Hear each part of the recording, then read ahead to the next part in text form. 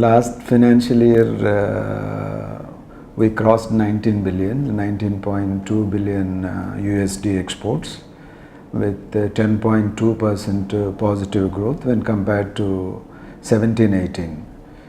We are expecting to touch 21 billion in the next financial year. If you see the first quarter results of 1920, there is 11% positive growth, and in July we have already reached 16% growth rate. In the markets like US revived, and last year also it was doing well, and more or less more than 5 billion USD last year we have exported to United States of America. Particularly the conventional markets like the CIS and some of the countries we have revived, and in this financial year, in the first quarter, we have already exported 58 million USD worth of drugs to Iran. So last year also UAE. These are all very positive signs for Indian pharmaceutical exports. I am very confident that in the financial year 1920 we may cross even 21 billion also.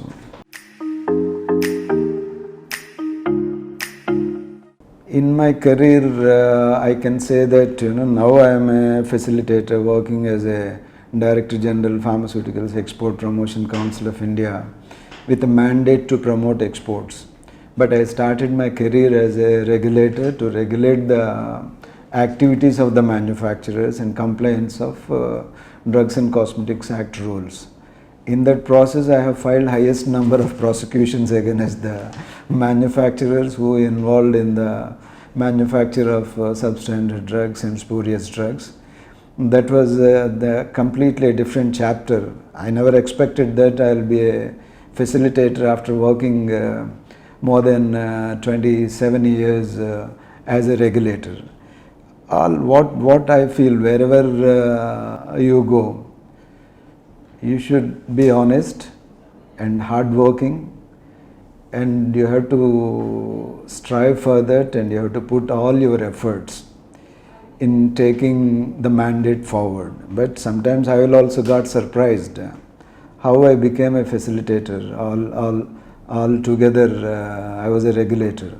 This was the same question when I was interviewed by the ministry.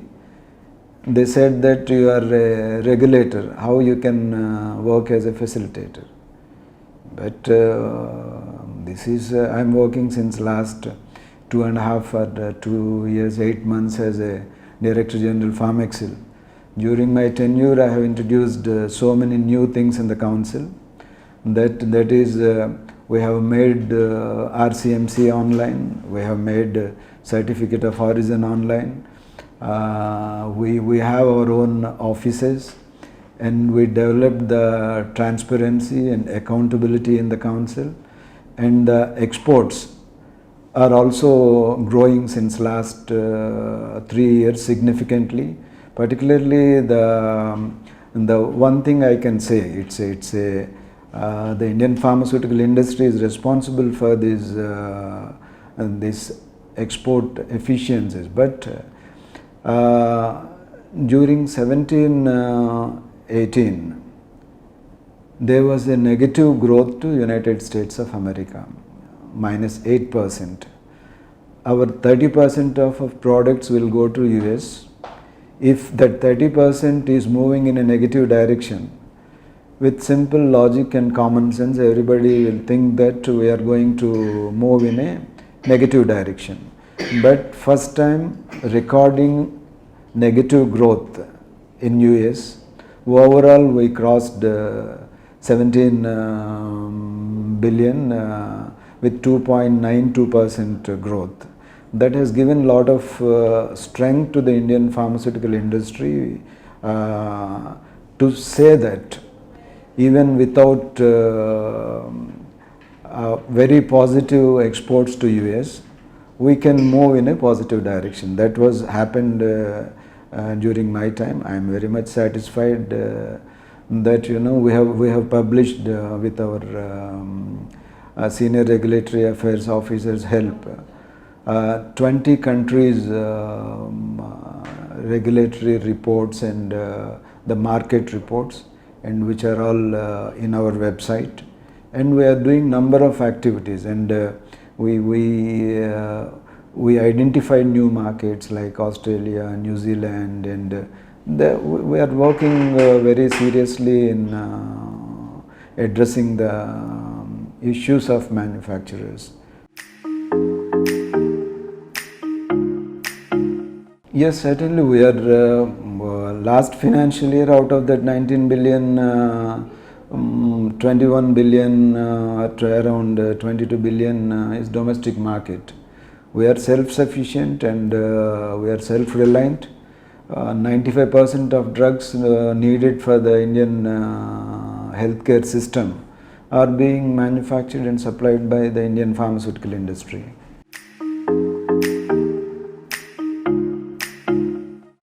Government of India, actually there is a scheme under MAI, Market Access Initiative. Under that scheme, if any Indian company, if any Indian company in the sense the member of the Pharmexcil, more or less most of the companies are members of Pharmexcil, if they register their products outside India in any other country, 50% of their registration charges are to the maximum of 2 crores. Earlier it was 50 lakhs, 2 crores per company per year.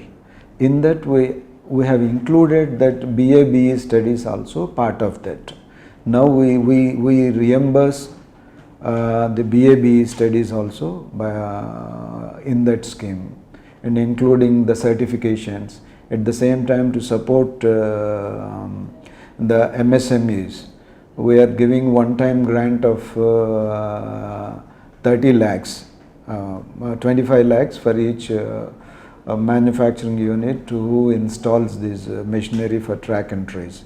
These are all the initiatives of the Commerce Ministry, and with lot of persuasion and efforts we are doing this. This is a very positive move from government side, and my member company is also very happy to have this kind of an incentive and support from the government. Out of our total exports of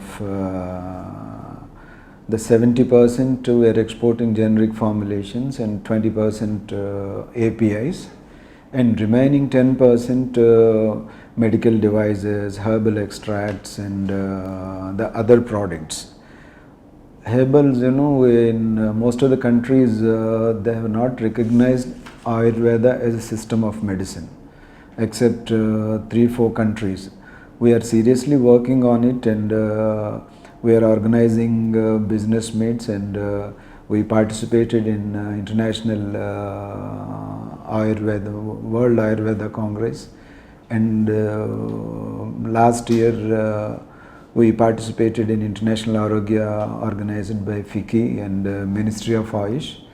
It was almost attended by more than 100 countries.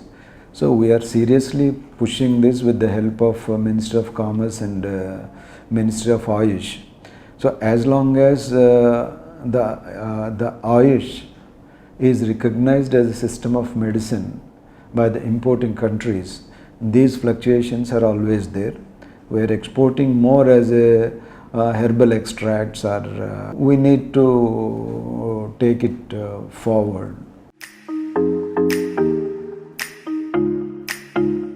Future objectives of Pharmexcil is to increase the exports and to facilitate the Indian manufacturers to increase their export potential, and we need to act as a facilitator in identifying the new market potential and data analysis. We are working on that front.